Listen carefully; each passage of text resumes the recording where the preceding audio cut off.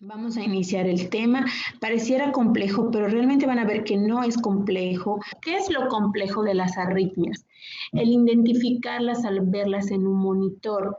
Pero eso solo nos lo va a dar la experiencia. La identificación solo nos lo va a dar la experiencia. Entonces vamos a repasar lo que ya vimos y ya conocen bien. El corazón pues es un órgano que tiene un músculo cardíaco que está compuesto de la parte del miocardio, que esto es lo que le da la fuerza contráctil y que además tiene un elemento muy importante que es el sistema eléctrico, que es por donde va a viajar esa energía y va a hacer que de una manera organizada esa energía que propaga ondas pueda llevar a cabo la contracción y relajación, que la vamos a conocer de manera eléctrica como despolarización y repolarización.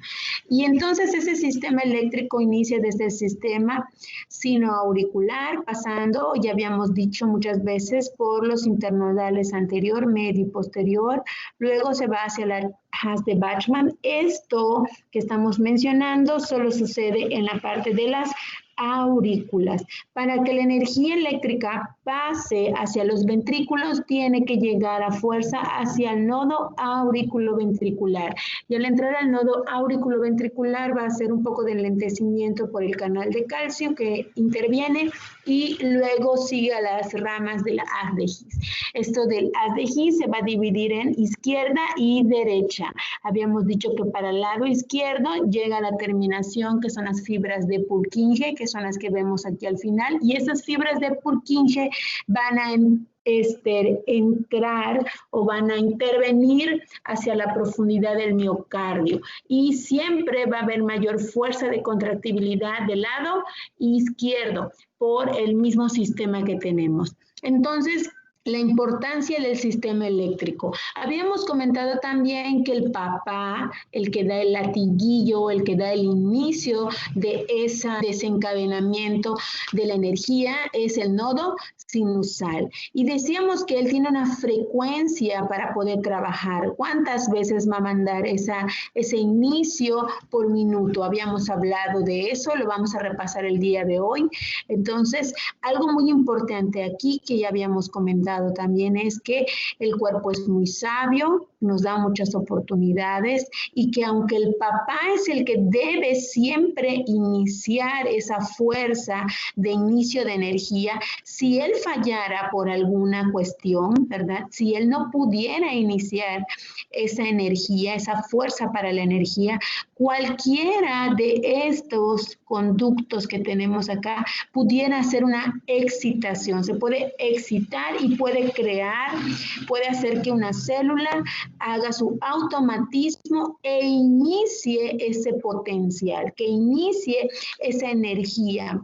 Entonces, puede ser que lo haga cualquier parte de las aurículas, pero si las aurículas no tienen esa capacidad para iniciar, pudiera hacerlo el segundo, que es el auriculoventricular, ¿verdad? El paso de aquí pudiera iniciar. A lo mejor nada de las aurículas lo puede iniciar, no tienen esa fuerza para poder iniciar ese potencial, esa energía, pero lo pudiera tomar como segundo mando, ¿verdad? El inicio, la auriculoventricular. Y si por algo también se bloqueara, vamos a llamarle así, se bloqueara y no pudieran ni las aurículas ni el auriculoventricular iniciar esa fuerza de energía, pudiera tomarlo cualquiera de los ventrículos, cualquier partecita del ventrículo pudiera excitar una célula e iniciar. Cada una de las partes, tanto el sinusal como auriculoventricular, como los ventrículos, tiene un potencial de frecuencia. Estamos hablando de las veces con las que puede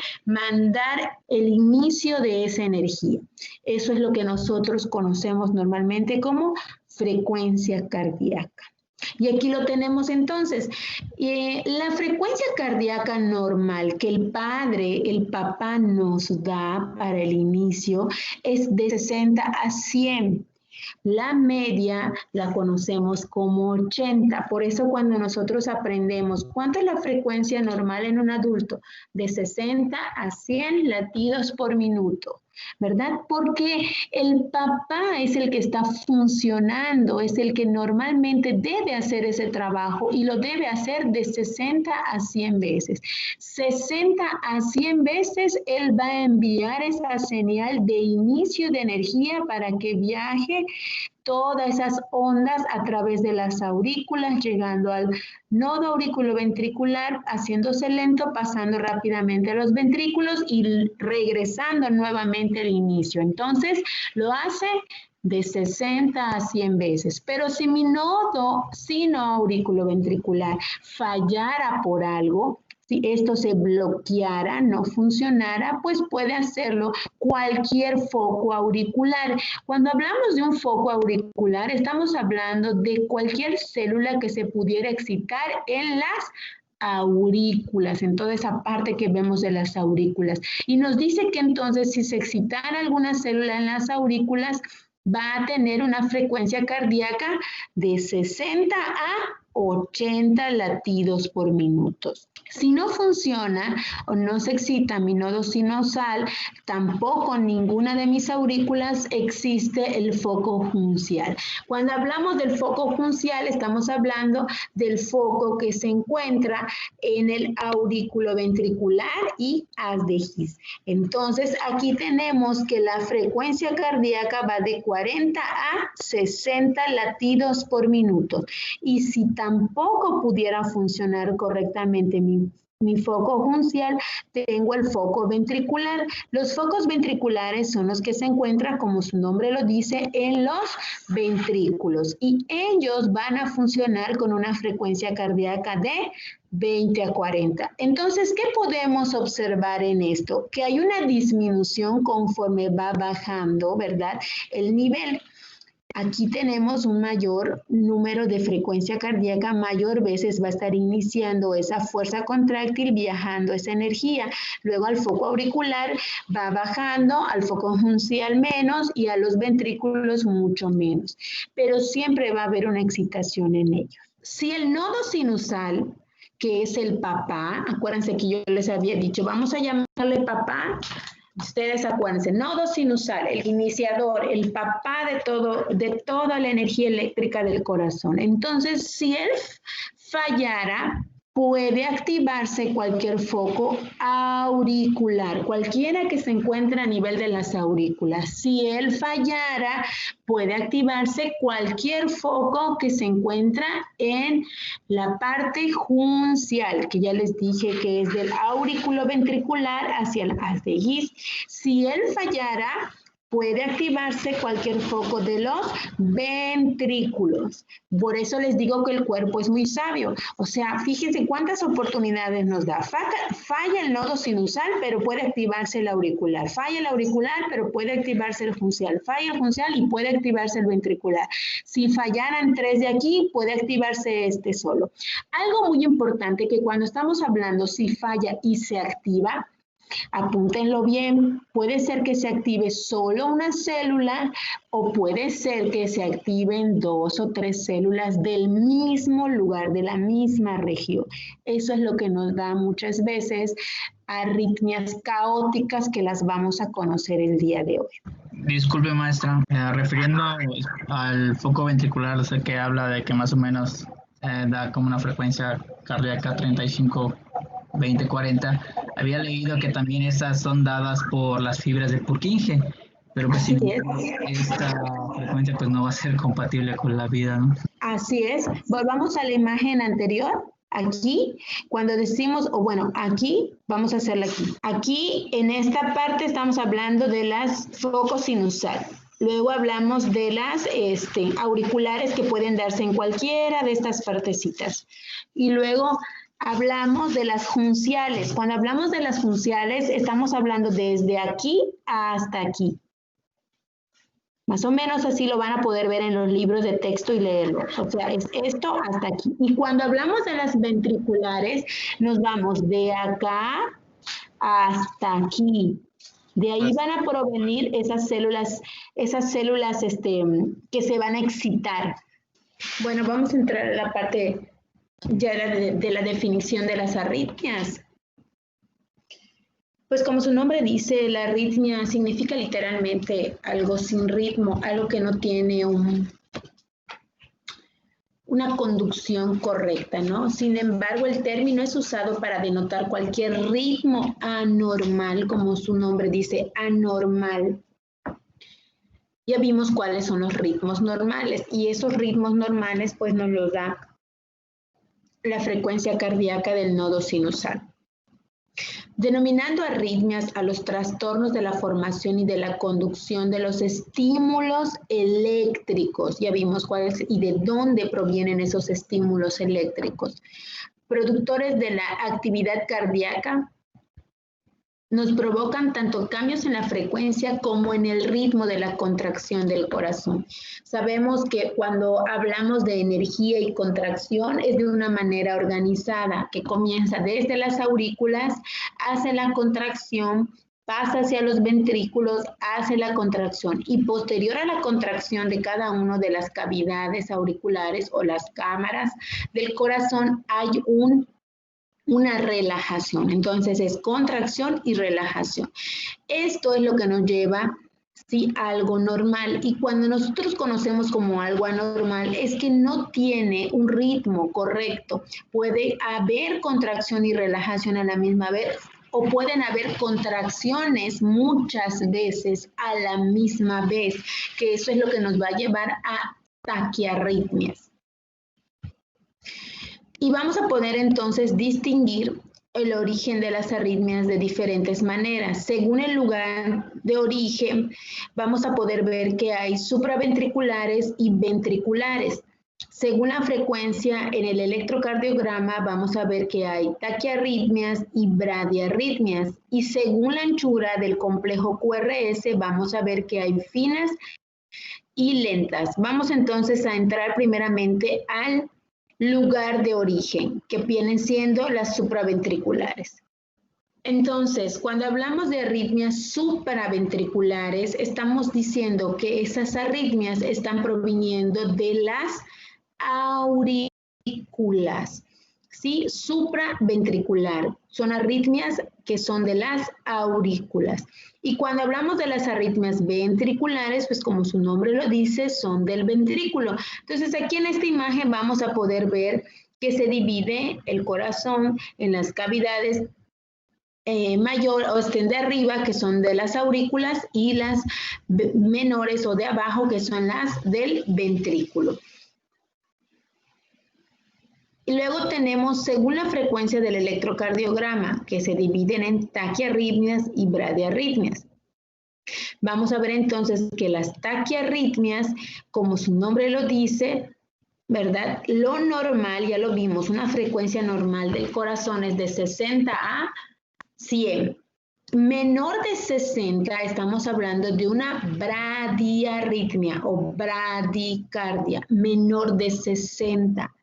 Y una taquicardia, vamos a hablarla mayor de 100, ¿sí? Vamos a conocer que hay diferentes niveles de taquicardias. Ese es un tema que vamos a ver también el día de hoy.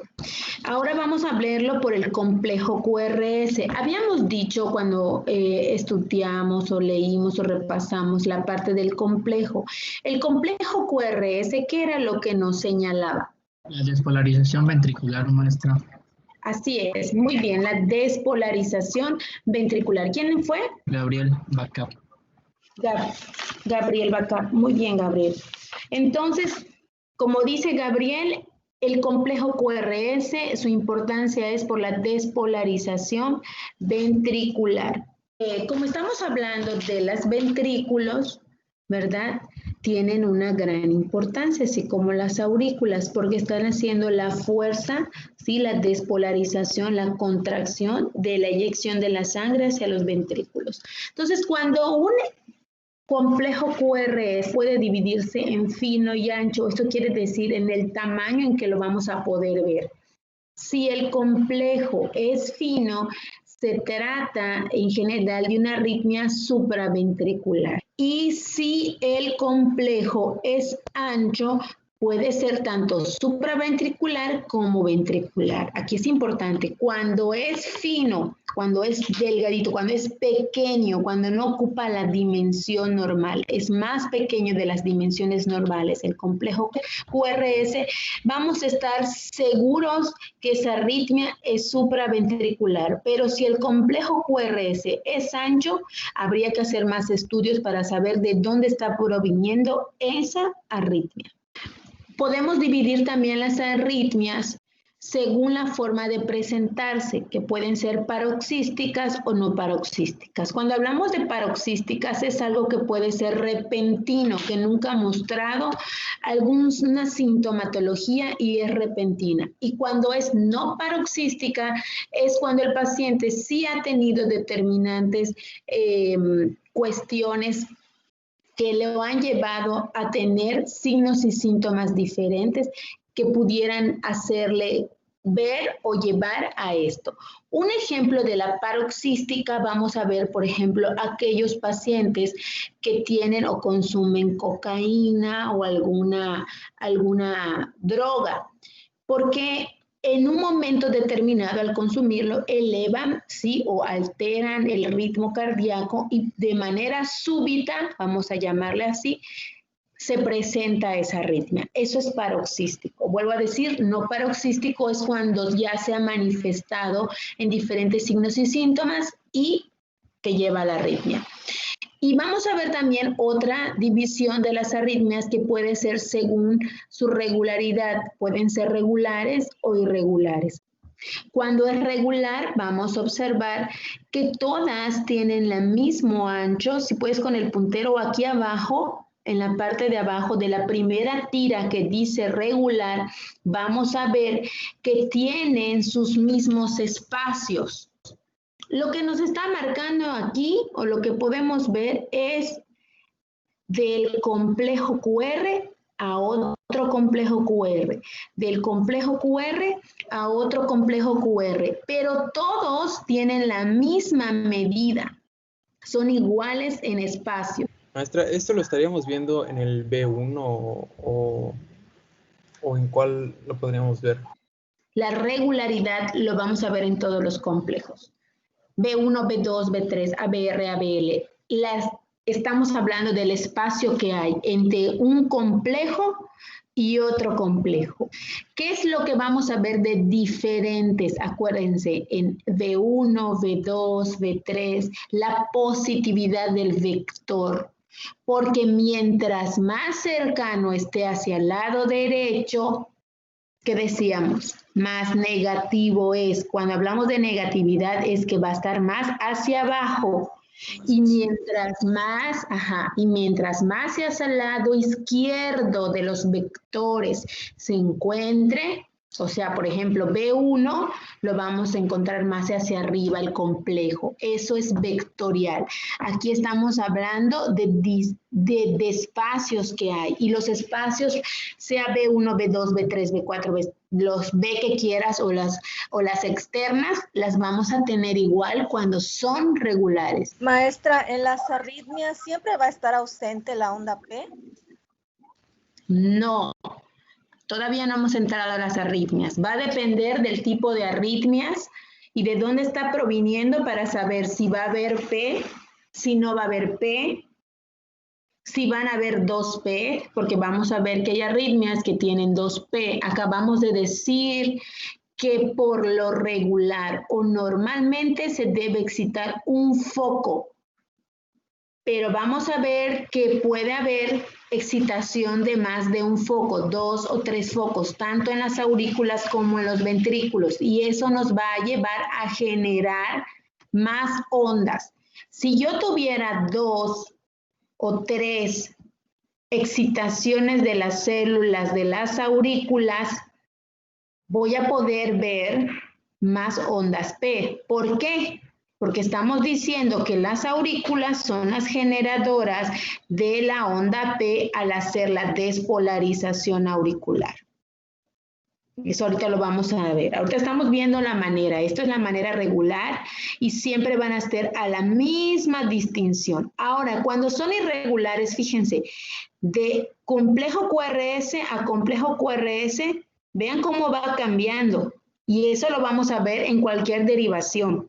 ¿sí? Cualquier derivación que yo tome para hacer mi lectura, voy a estar viendo si yo tomo mi regla, una reglita, y mido de un complejo QRS a otro complejo QRS, luego vuelvo a medir al otro, luego al otro y al otro, vamos a ver que hay diferentes medidas. No es igual de uno a otro. Eso nos está hablando de que es un ritmo irregular. Y luego tenemos entonces, según el mecanismo, que pueden ser de reentrada, de excitabilidad aumentada o actividad de gatillada. Cuando entramos de reentrada es cuando el corazón tiene tanta excitabilidad que no ha esperado, acuérdense, les dije, esto es de manera organizada. El papá tira el latiguillo o tira el inicio, empieza la contracción en todas las aurículas, llega al aurículo ventricular, luego pasa hacia los ventrículos y llega a la fibra de Purkinje. Pero lo hace de manera organizada. Contracción, aurículas, luego pasa a contracción, ventrículos, y cuando deja de haber la contracción de las aurículas, empieza la relajación de las aurículas mientras se está haciendo la contracción del ventrículo. Termina y empieza la relajación. Cuando hablamos de reentrada, el corazón no puede esperar que termine esa contracción de las aurículas e está dando inicio a otra, Reentrada significa que no ha terminado una contracción y ya dio el inicio a la siguiente. Acuérdense que contracción va a ser como un proceso de contraer. Entonces, siempre habíamos dicho que lo normal, después de una contracción hay una relajación. Esto es lo natural. Contraes, relajas. Contraes, relajas. Pero en un proceso de reentrada es rápido. No se permite haber esa relajación correcta. Entonces solo se está contrayendo porque está reentrando la energía. La misma energía no descansa, sino que está una, otra.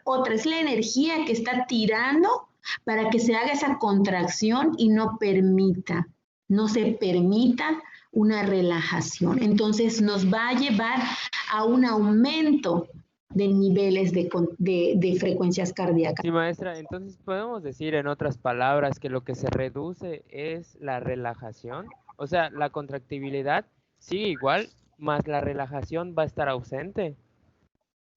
Así es, va a estar ausente, pero porque hay aumento del número de contracciones. Por ejemplo, si nosotros teníamos en lo normal, tu frecuencia cardíaca era de 84, Sí, compañero que la otra 84. Tú tienes 84 veces, pero ahora ya no vas a tener 84 veces. Vamos a imaginarnos, tienes 145 veces reentradas. Entonces el cuerpo ya no va a poder hacer esa contracción y luego relajarse correctamente y volverse a contraer. Sí se va a relajar, pero lo va a hacer a la mitad porque es tan rápido. Y mientras más contracciones tenga, menos relajación va a haber.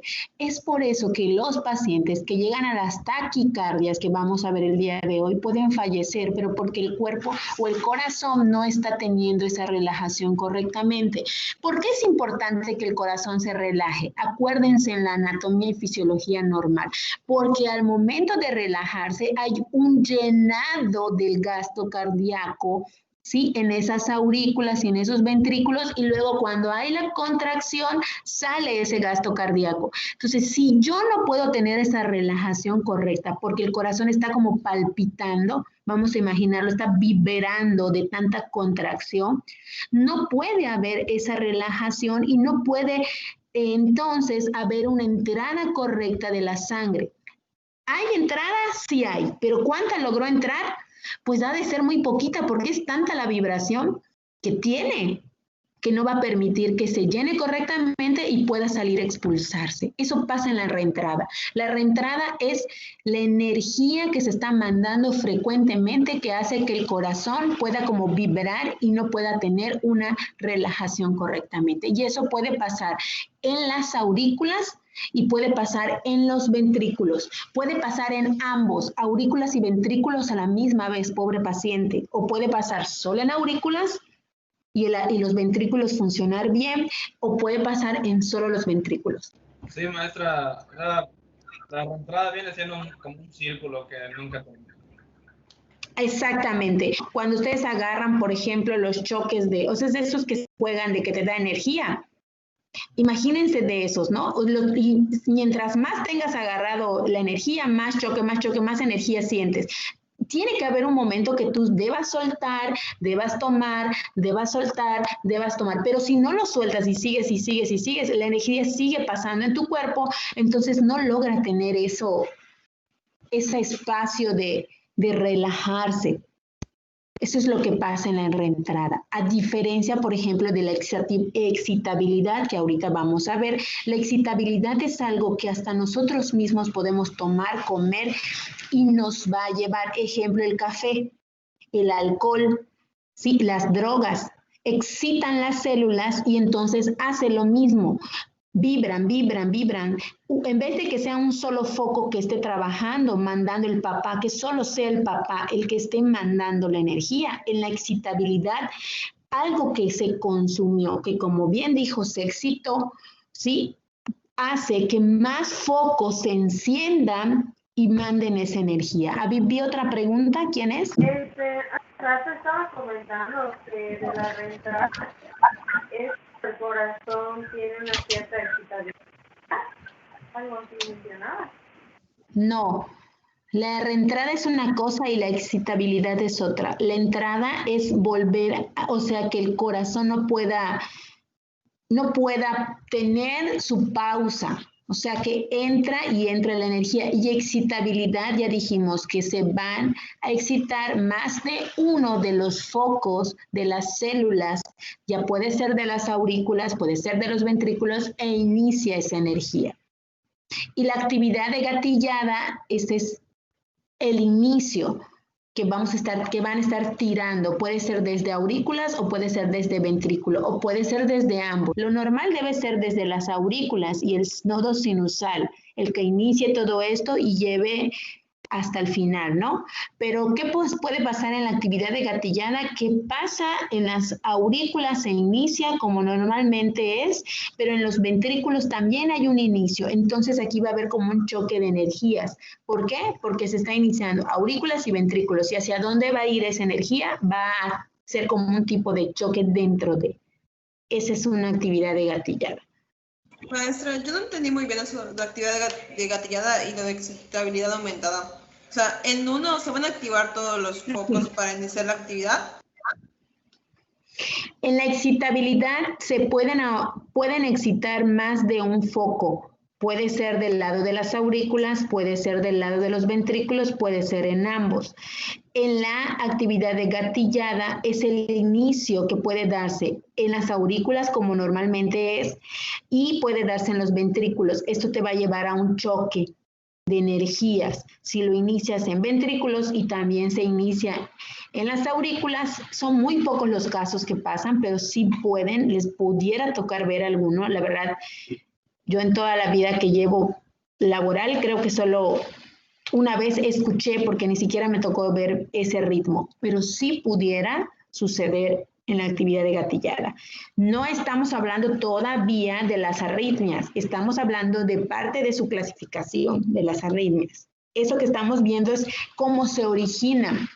No hemos visto aún las arritmias. Bueno, si no, vamos a entrar entonces a la clasificación. Se dividen en tres. Cuando hablamos entonces de las supraventriculares, eso ya lo habíamos visto. Estamos diciendo que esa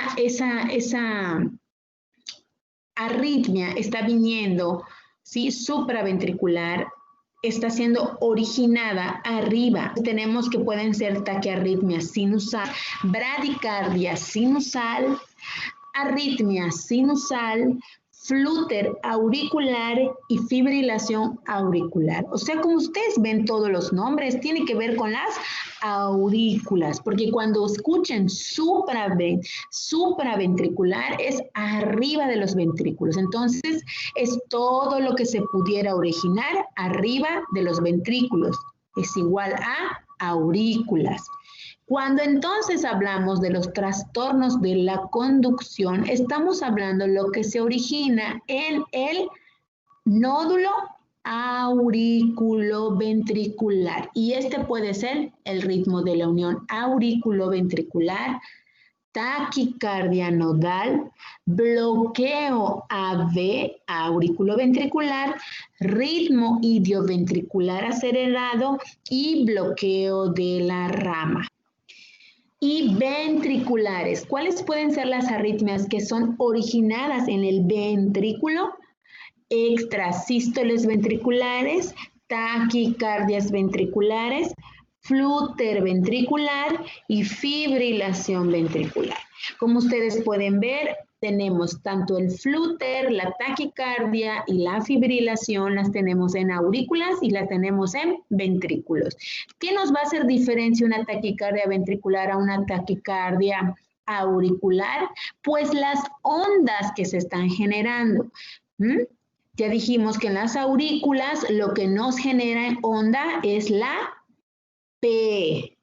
El complejo QRS viene de ventrículos y es la despolarización ventricular. Y el segmento ST habíamos acordado que es la repolarización ventricular. Pregunta de examen. La clasificación se divide en tres: supraventriculares, auriculoventriculares o trastornos de la conducción y ventriculares. La siguiente diapositiva es la que nos va a servir para el estudio. Aquí está.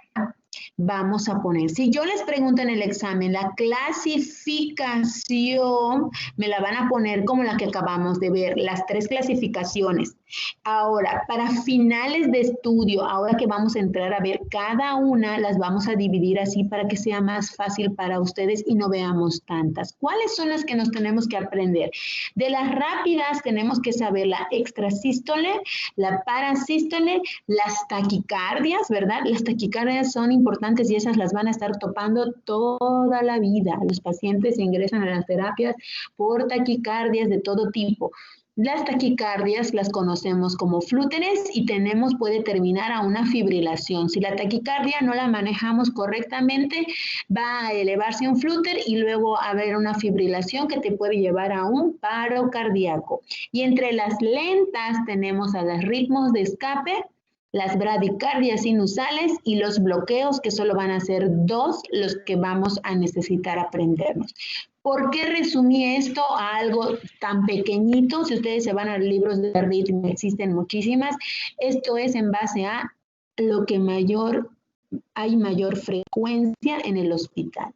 Y como iniciantes para la terapia crítica, yo necesito nada más que se sepan esto. Entonces, lo que vamos a conocer el día de hoy, ustedes posterior al tema van a entrar, como les dije, a ver videos e identificar la arritmia, porque en el examen pudiera yo ponerles una tira de arritmia y ustedes me van a decir, es una fibrilación, es una bradicardia, es una taquicardia, eso es lo que quiero. Pero ¿cómo lo voy a identificar?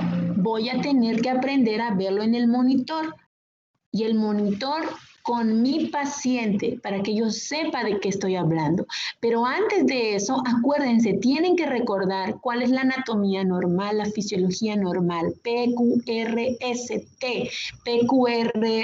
¿de dónde proviene la P? ¿De dónde proviene el complejo QRS? ¿De dónde proviene el segmento ST? ¿Qué significa cada uno de esos? Si yo sé eso y yo sé si es una taquicardia ventricular, una fibrilación ventricular, lo voy a poder hacer o lo voy a poder identificar simplemente viendo el trazo y sabiendo, ¿hay P? No hay P. ¿Hay Q? No hay Q. ¿Hay segmento ST? No hay segmento ST. ¿Sí? Entonces vamos a entrar ahorita ya a cada una de las arritmias. No son muchas las que vamos a ver. Nos llama extrasístole a los que conocemos como pulsos prematuros. Dice, se origina en un foco de automaticidad irritable que se descarga espontáneamente produciendo un pulso más temprano de lo esperado del ritmo, lo que comentábamos hace rato. Si un foco de automaticidad auricular o juncial se volviera irritable, esto podría descargar un impulso espontáneo que despolarizara el tejido alrededor.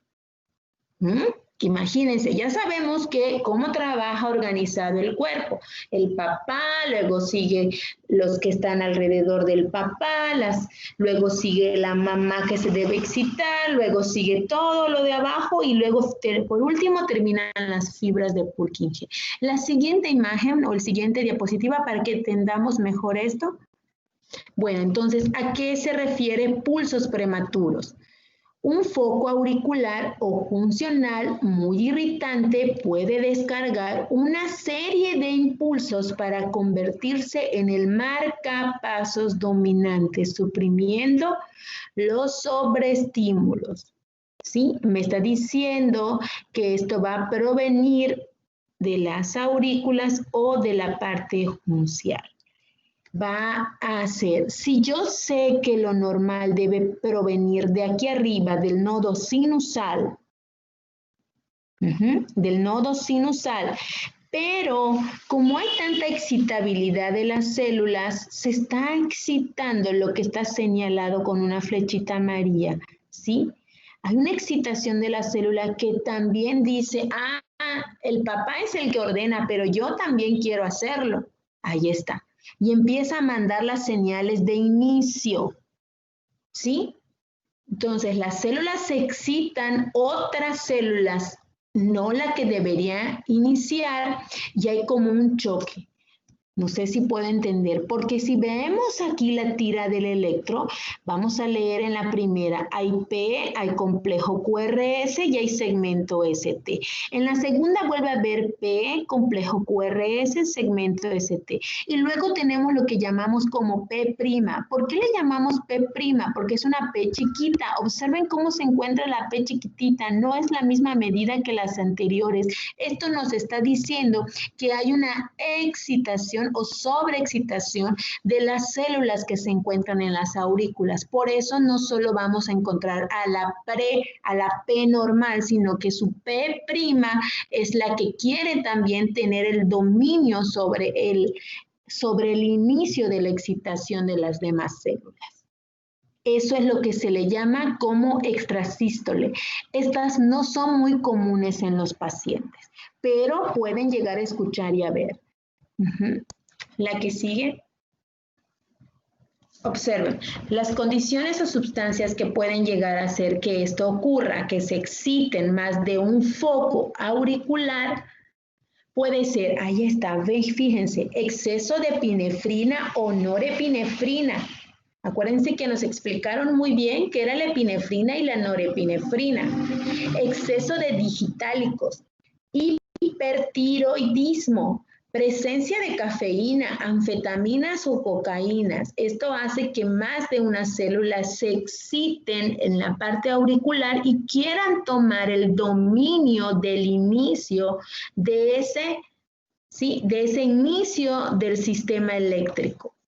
Acuérdense, lo normal siempre es mi nodo sinusal, pero aquí como hay más células excitadas, ellas quieren tomar el dominio y ser como que los papás para poder iniciar. Es por eso que podemos ver más ondas P.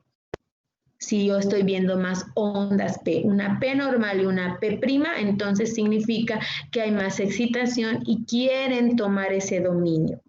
Contracción ventricular prematura. La contracción ventricular prematura. Ya estamos entonces ahorita en la parte de los ventrículos. Nos dice, se origina súbitamente en focos de automaticidad ventricular irritable y produce un complejo ventricular gigante. Acuérdense que el complejo ventricular es el QRS, segmento QRS.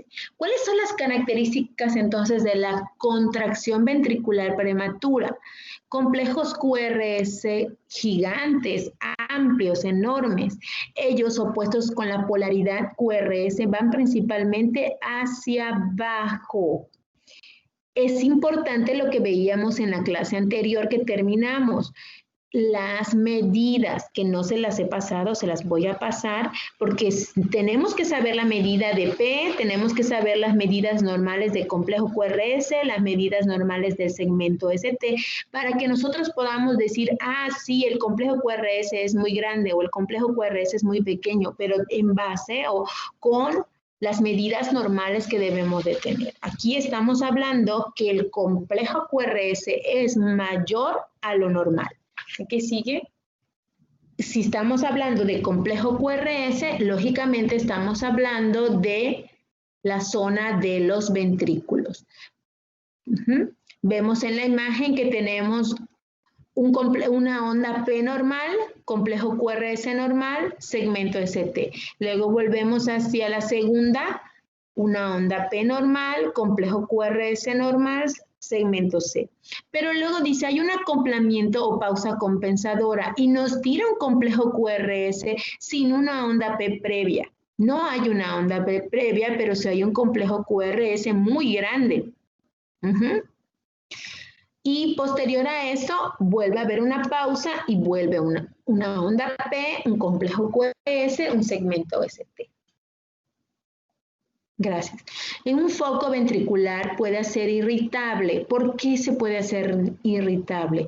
Por bajo oxígeno, por obstrucción de las vías respiratorias, por mínima sangre oxigenada en los pulmones, por rendimiento reducido cardíaco o bajo potasio. Eso puede ser las causantes de esta pausa o aumento del complejo QRS. Estas sí se las tienen que saber como el Padre Nuestro, porque estas son, no hay un paciente en la terapia que no tenga, o sea, de todos los que van a poder ver ustedes, 1 o 2 van a tener taquicardias, siempre ingresan por taquicardias, pero las taquicardias tienen su clasificación, ellas mismas tienen sus clasificaciones.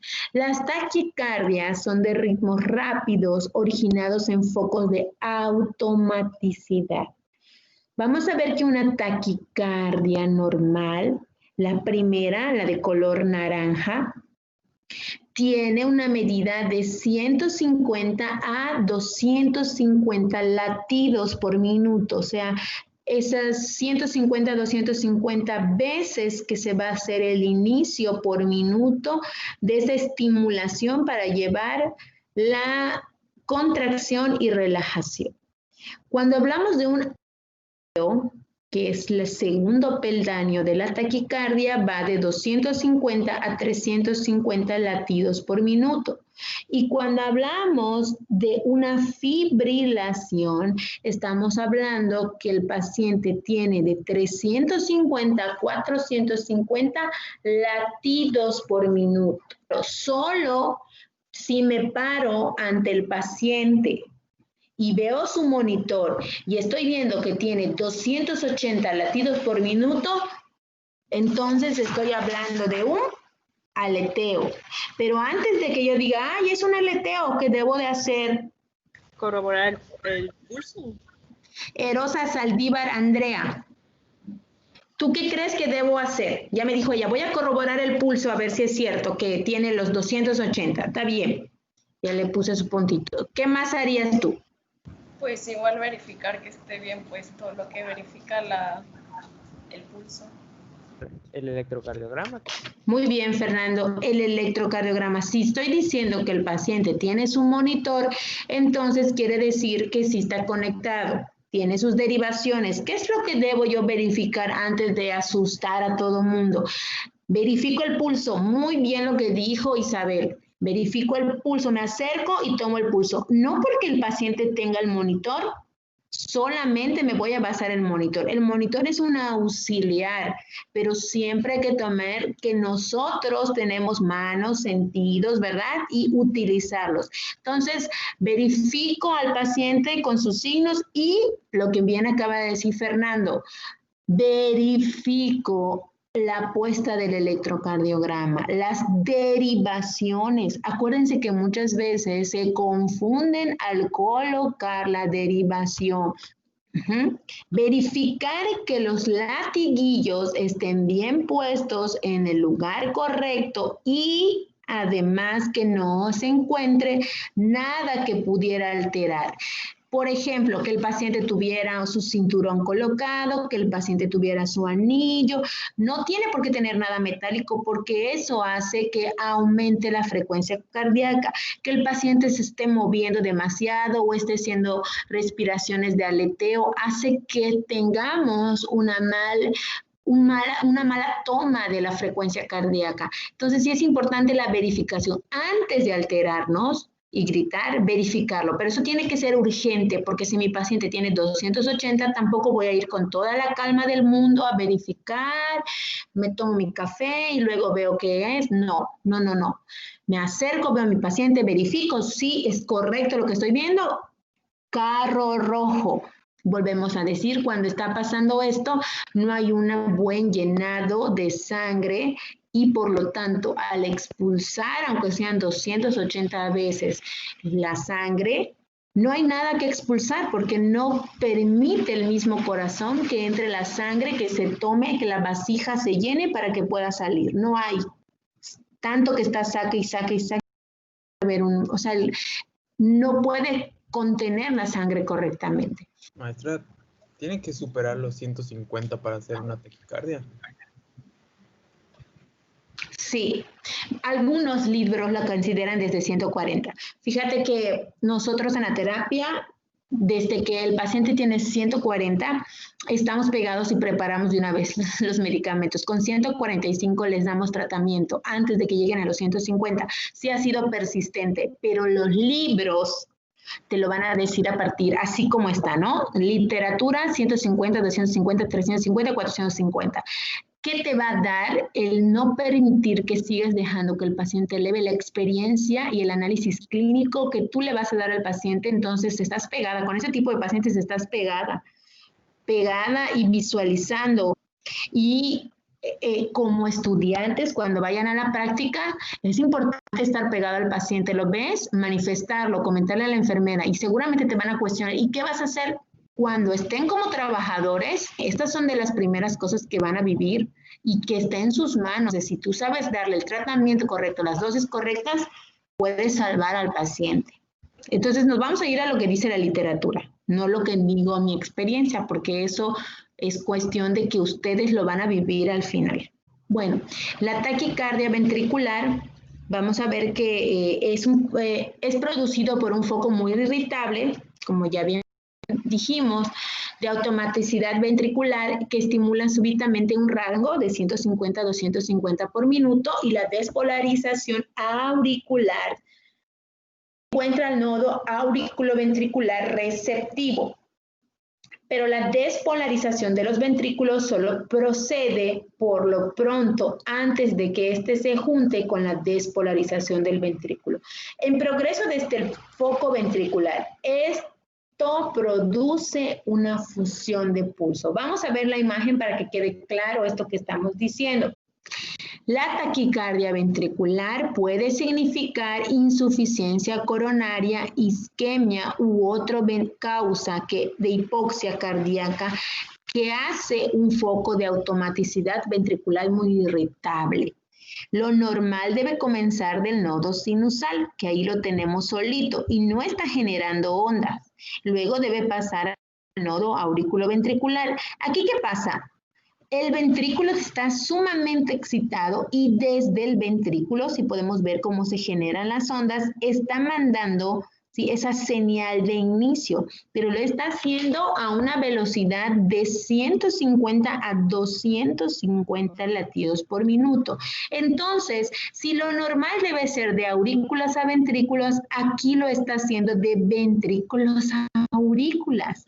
No puede hacer esto. ¿Por qué? Porque el nodo auriculoventricular no va a permitir pasar la energía a las aurículas. No funciona así. Es de arriba a abajo, no de abajo a arriba.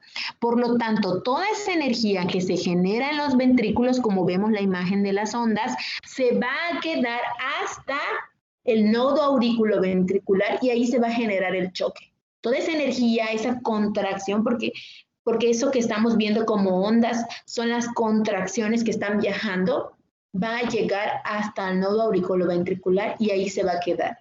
Y hay un inicio también en las aurículas de algo normal, ¿sí? Pero no puede pasar. Como estamos hablando de ventrículos, habíamos dicho que en los ventrículos tenemos graficado el complejo QRS, ¿sí? Y el segmento ST. Vean cómo está el complejo QRS. Todo lo que vemos hacia abajo son complejos QRS anchos, muy anchos. Pueden observarlo, así lo van a ver tal cual. Con una frecuencia cardíaca, con solo ver la frecuencia cardíaca, ustedes van a poder decir que es una taquicardia ventricular y no están encontrando ondas P. ¿Aquí alguien ve una onda P? No. Entonces, si no hay una onda P, entonces viene de los ventrículos, porque la frecuencia se está generando de los ventrículos y me lo está dando de 150 a 250 y veo mi tira y estoy observando, no hay una onda P, entonces esto viene de los ventrículos. El tratamiento de la taquicardia ventricular, administración de lidocaína, si esto no fuera eficaz, puede ordenarse procainamida. Aunque ustedes no lo crean, va a decir, ¿qué hace la lidocaína aquí? ¿En serio? ¿Lidocaína? Le pasamos nosotros al paciente lidocaína, hay dosis por kilo de peso, eso va a depender del kilo de peso del paciente y se la vamos a pasar en bolo con solución. Hagamos de cuenta, por lo general, a un paciente de 85 kilogramos le pasamos 10 mililitros de lidocaína en 10 mililitros de solución salina en bolo en su catéter central. Le pasamos lento la lidocaína y vamos a poder ver el efecto. En cuestión aproximadamente de unos 15 a 20 minutos, el paciente empieza a hacer una disminución. No siempre es la misma cantidad, vuelvo a repetir, depende del kilo de peso del paciente, la cantidad de lidocaína que se va a poner. La lidocaína se diluye en solución salina con jeringa de 20 y se le administra lento al paciente. Ese tipo de medicamentos nunca van rápido, porque si se lo pasamos muy rápido, como son taquicardias, lo podemos llevar hasta a una Bradicardia. Exactamente, a una bradicardia o un paro. Puede ser que detengamos el corazón con el medicamento. Entonces, tiene que ser lento. Lo vamos a ir pasando lento y observando el monitor. ¿Sí? No tengan miedo, van observando el monitor. La lidocaína es muy noble. Ustedes van a poder ver el efecto entre 15 y 20 minutos, cómo va haciendo la reducción. Si no se tuviera la lidocaína o no es efectiva la lidocaína, pues nos dan como segunda opción la procainamida. ¿Sí? Si no se puede detectar pulso, debe hacer los preparativos para la desfibrilación.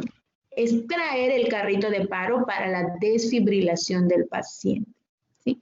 Se practica reanimación cardiopulmonar hasta que se disponga de un desfibrilador. Si el paciente cayera en paro, el paro pues ya sabemos no tenga pulso el paciente, entonces iniciamos RCP.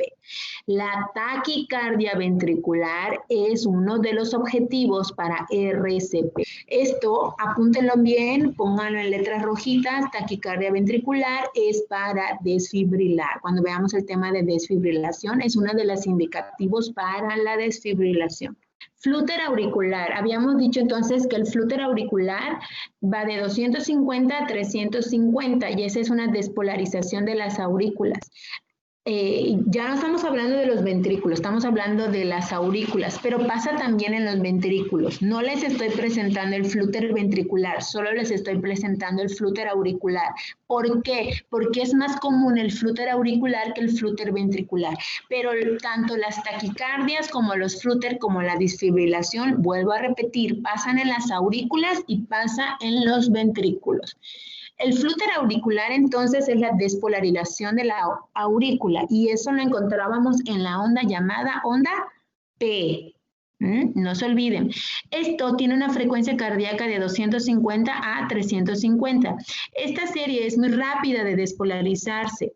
No puede manejar a los ventrículos de la misma manera. Entonces, existen o quizás solo una de las dos despolarizaciones alcanza los ventrículos en el aleteo auroventricular. Esto es a lo que le conocemos los famosos dientes de sierra. Pregunta de examen.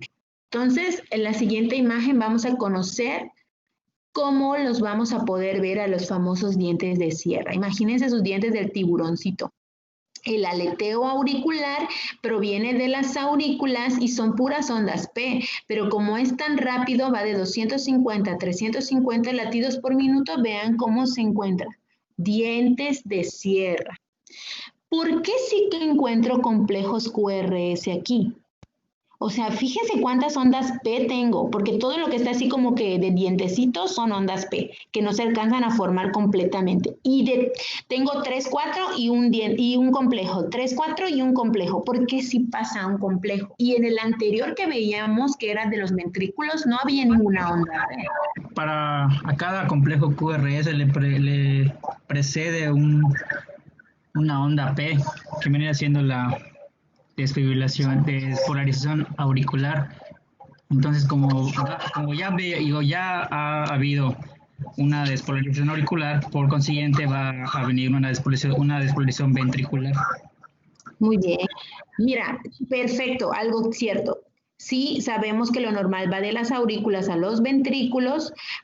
Como las aurículas están tan excitadas y están trabajando fuertemente de 250 a 350, ellas hacen contracción, contracción, contracción, contracción, contracción. Rápido, rápido, rápido, de 200 a 300, pero alguna de ellas se va a escapar y va a pasar a los ventrículos. No pasan todas, pero una de ellas pasa. Ese que se escapó y pasó es la que estamos viendo en la imagen. Estamos viendo 3,4P y luego un complejo, 3,4P, un complejo. 3,4. ¿Por qué? Porque se escapa, porque por naturaleza el cuerpo lo hace de un sistema de arriba hacia abajo, y de arriba es nodo sinusal, nodo auriculoventricular, ventrículos. Entonces a fuerza tiene que pasar una, porque es por su naturaleza. ¿Por qué en el anterior, que era solo taquicardia ventricular, no podíamos ver P? Porque ella estaba generando de los ventrículos a las aurículas y el nodo auriculoventricular no permite el paso hacia las aurículas porque lo está haciendo anormalmente. Aquí sí está haciendo cosas anormales porque está dando a las aurículas un aleteo. Como bien dice, un aleteo de 200 o una vibración de 250 a 350, pero por naturaleza tiene que pasar algo hacia abajo y eso es lo que se permite el paso. Por eso sí se logra ver. Y el tratamiento del flúter auricular, vamos a ver que es la digoxina y el verapamilo. Considere que el flúter auricular está controlado cuando la frecuencia ventricular desciende por debajo de los 100 latidos por minuto. Ese es un objetivo que se tiene. No es llegarlo a los 80, pero sí bajarlo hasta por lo menos a los 100 en el flúter auricular. Y luego tenemos el flúter ventricular. Ahora pasa lo contrario, van a ser siempre de 250 a 350, pero lo hacen los ventrículos. Y aquí estamos descargando desesperadamente esa frecuencia en los ventrículos. La frecuencia ventricular es tan rápida, ¿sí?, que tiene un tiempo suficiente para llenarse. Por tanto, esta arritmia se deteriora hacia una arritmia mortal. El flúter ventricular, como habíamos dicho, va a llevarnos a una desfibrilación ventricular y esto a un paro. Los ventrículos, sí, tenemos a las aurículas que se llenan, luego se llenan los ventrículos. Los ventrículos, como bien nos dijeron en la primera clase que vimos esto, me comentaba su compañera, de los ventrículos, maestra, sale la sangre oxigenada y desoxigenada hacia el sistema mayor y menor. Sistema mayor y menor. Entonces los ventrículos habíamos dicho que es de gran importancia porque ellos tienen que ejercer la fuerza suficiente para hacer la expulsión hacia toda la periferia del cuerpo. ¿Qué pasa entonces al haber un aleteo ventricular?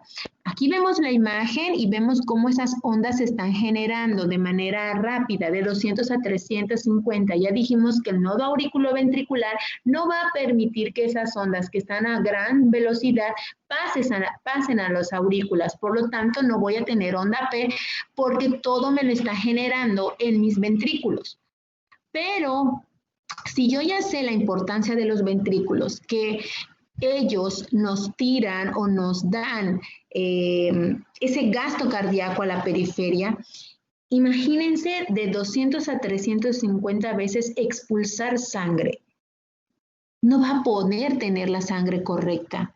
Habíamos dicho en una de las clases que el gasto cardíaco por minuto que pasa en todo el cuerpo es de 5 a 7 y algunos libros manejan hasta 8 litros por minuto. ¿Qué pasa al hacer esos ventrículos? Al que yo tenga un globo con agua y esté exprimiendo 200 a 350 veces ese globo. En algún momento ese globo va a poder volver ya a llenarse del agua. Si solo estoy exprime de 200 a 350 veces, ¿ustedes creen que se va a poder volver a llenar correctamente para pasar hacia el cuerpo? Por lo tanto, los ventrículos, que son los que llevan la sangre hacia el exterior, no lo van a poder hacer. Va a poder mandar lo poquito de sangre que tiene, pero no lo suficiente para perfundir los demás órganos. Y entonces el paciente tiene un deterioro hemodinámico tremendo en todos los órganos por la falta de oxigenación hacia el resto del cuerpo. Y aquí vamos a ver entonces cómo es lo que estamos viendo, ¿verdad? En el aleteo ventricular o como se le conoce, flúter ventricular. No hay ondas P, no hay ondas P. Estamos hablando de puros complejos que no se logran formar correctamente. Muy bien, los torsales de Point no son tan comunes. Bueno, me he topado con algunos pacientes de esto, pero es muy chistoso porque observen cómo lo van a ver. ¿Por qué se los pongo? Porque nos podemos llegar a confundir con las desfibrilaciones. Cuando el paciente empieza a desfibrilar, que es el siguiente diapositiva, puede ser que lo confundamos, pero las torsales de Point no son una desfibrilación. Dice, son ritmos ventriculares rápidos causados por baja potasio. La frecuencia, fíjense, de 250 a 350. Es una serie compleja ventricular que está señalada hacia arriba y hacia abajo, como muestra la imagen. Pareciera que sí son como unas cintillas, ¿no? Que se van haciendo arriba, abajo, chiquitas, grandes.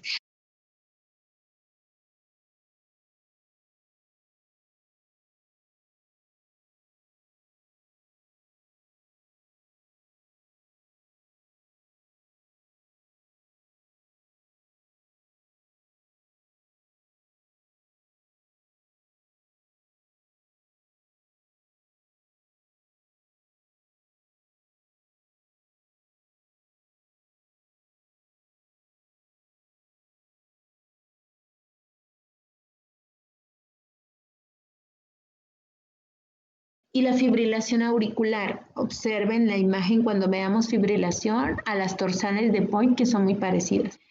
Dice, es el resultado de múltiples focos auriculares irritables, múltiples focos. Aquí no es uno, son muchos focos que sufren de un bloqueo de entrada, estimulando rápidamente estos focos auriculares, ¿sí? Y nos van a llevar a una frecuencia de 300 a 450 por minuto. La fibrilación auricular a menudo parece como una línea basal, sin ondas P visibles. El nodo auriculoventricular es estimulado irregularmente durante la fibrilación auricular, por lo tanto, la respuesta ventricular QRS es irregular en el electrocardiograma. Usted podrá observar solo QRS aleatorias, entonces el pulso es también irregular. Aquí está, fíjense cómo se ve. Y son puros complejos QRS, no tenemos nada más. No hay ondas P, es una fibrilación auricular. No hay ondas P, sino muchas espigas auriculares. Y en la imagen de arriba no se capta muy bien, pero son varios focos. Hay un foco, hay otro foco, hay otro foco, porque son varios focos excitables que están estimulados y que están generando esa velocidad de contracción. Tratamiento, administración farmacológica IV o oral. Puede ser propanolol y verapamil para bloquear la conducción nasal y disminución de la reanimación. Como punto número 1, nosotros utilizamos la amiodarona. ¿Sí? Eso es importante, poner amiodarona a esos pacientes. La amiodarona puede ser por bolo de impregnación y posteriormente, si el paciente con el bolo de impregnación no se mantiene y regresa nuevamente a las fibrilaciones, se le puede manejar hasta con infusiones de amiodarona. Las infusiones de amiodarona son de 48 a 72 horas y luego se van disminuyendo. En la cardioversión con este tipo de tratamientos es muy difícil, aunque sí está indicado, es difícil porque los pacientes a veces no logran llegar a la cardioversión, si es programada. Pero si la cardioversión se logra hacer en el instante que lo está sufriendo el paciente, puede ser que sea de mucha utilidad. La fibrilación ventricular también es causada por múltiples focos, ¿verdad? Ventriculares irritables, produciendo un movimiento nervioso.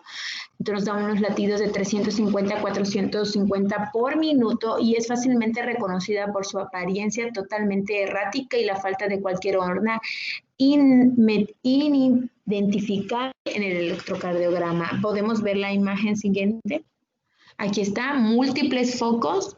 Fíjense cómo esta se parece mucho más a los torsales de Point. No se confundan aquí. Pueden ver, porque hay como que chiquitos, grandes, y se puede confundir a los torsales de Point. No son los mismos. La frecuencia ventricular requiere desfibrilación inmediata. Un paro cardíaco es emergente, demanda la intervención de RCP. ¿Por qué no es igual a las torsales de Point? Simplemente no van a ser iguales por la frecuencia cardíaca. Aunque pareciera en la imagen como si fuera, la frecuencia cardíaca es diferente. Y sí son múltiples focos que nos lo están causando. Y el tratamiento, pues es la reanimación cardiopulmonar y la desfibrilación. Esto sí, esto es indicativo cuando veamos RCP. Vamos a ver que la primera causa para la RCP es la fibrilación ventricular. Sí, se administra adrenalina y antiarrítmicos como la lidocaína, aunque el éxito de la reversión de la fibrilación ventricular depende en gran parte del momento en el que se está iniciando la reanimación. Pues estos pacientes puede ser que salgan de la fibrilación ventricular, se mantengan algunas horas y vuelvan a caer en paro cardíaco. Entonces, es importante también no solo el regresar al paciente, sino el mantener correctamente al paciente posterior a. Y luego tenemos las de escape, ritmo de escape. Si el ritmo del nodo sinusal cesa completamente y un foco escapara para estimular su frecuencia, ese es el ritmo de escape. Aquí vamos a ver las lentas. Pulso de escape, si la pausa es breve, solo en un ciclo un foco de automotricidad puede escapar para emitir un pulso. El ritmo de escape, tenemos estímulos del nodo sinusal interrumpido por un arrastre sinusal. O sea, vean cómo hace pausa. Donde dice arrastre sinusal es una pausa. Viene todo del nodo sinusal, tiene las ondas normales en el primer complejo, toda la tira. Luego vuelve otra vez con onda P, QRS, segmento ST, P, QRS, segmento ST, P, QR. Pero ya posterior hace ese arrastre, o sea, hace una pausa completamente. El foco de automaticidad, dice, para convertirse en un marcapaso activo. No está completamente funcional, por eso hace el ritmo de escape. El pulso de escape, el ritmo sinusal normal y cuando hay un bloqueo sinusal. Entonces tenemos el complejo PQRS normal, PQRS segmento ST, PQRS, pero existe la pausa. Nuevamente vuelve a haber una pausa y vuelve el complejo QRS. Esa pausa se está debiendo al pulso de escape, el bloqueo sinusal que se tiene. La bradicardia sinusal, la bradicardia es todo lo que está debajo de los 60 latidos por minuto. Todos los impulsos proceden del nodo sinoauricular. La bradicardia sinusal es una arritmia más común que se observa en pacientes que no han sufrido un infarto del miocardio. Y los bloqueos, aquí vamos a ver los 3 bloqueos del auriculoventricular. Solo vamos a ver los 2 primeros, que son los más comunes, el bloqueo 1 y el bloqueo 2. Aquí en el bloqueo 1 vamos a estar viendo que hay un retardo de la conducción del nodo auriculoventricular. El intervalo PR, ¿sí?, es más prolongado. Nos dice, se caracteriza por un intervalo PR mayor a 0.2 segundos. Usted va a observar que el intervalo PR por cada electrocardiograma se va alargando un poco más. Y podemos ver intervalo PR, así es. Creo que en la imagen de abajo se puede apreciar un poquito más. Lo más importante que quiero que quede y que lo puedan anotar, un bloqueo de primer grado se caracteriza por un intervalo PR mayor que 0.2 segundos. 0.2 segundos es igual a un cuadro grande. La prolongación PR es consistente en cada ciclo. Muy bien. A ver, el segundo, el bloqueo AB2, aquí hay una diferencia. El bloqueo AB2 de segundo grado permite la conducción de algunas despolarizaciones auriculares, o sea, algunas entradas de onda P, a los ventrículos, produciendo una respuesta QRS, mientras que algunas despolarizaciones auriculares son bloqueadas, dejando las ondas P solas sin un complejo QRS. Existen dos tipos generales de bloqueo AB, ¿sí? Esos bloqueos ocurren en el AB y aquellos que ocurren debajo del AB. Las que están arriba son las llamadas de Weckenbach, aquí la tenemos, y las que están debajo del aurículo ventricular son las llamadas Mobitz. Entonces, el bloqueo de segundo grado se subdivide en dos. Las de Weckenbach, el intervalo PR se alarga gradualmente en ciclos sucesivos, pero la última onda de P falla en conducir a los ventrículos. La P final no tiene una respuesta QRS. Aquí en la imagen vamos a poder ver, primero tiene P, complejo QRS, segmento ST. Ahí está, complejo QRS, segmento T. Luego tenemos la pausa, luego tenemos P nuevamente, complejo QRS, segmento T. Luego otra vez P,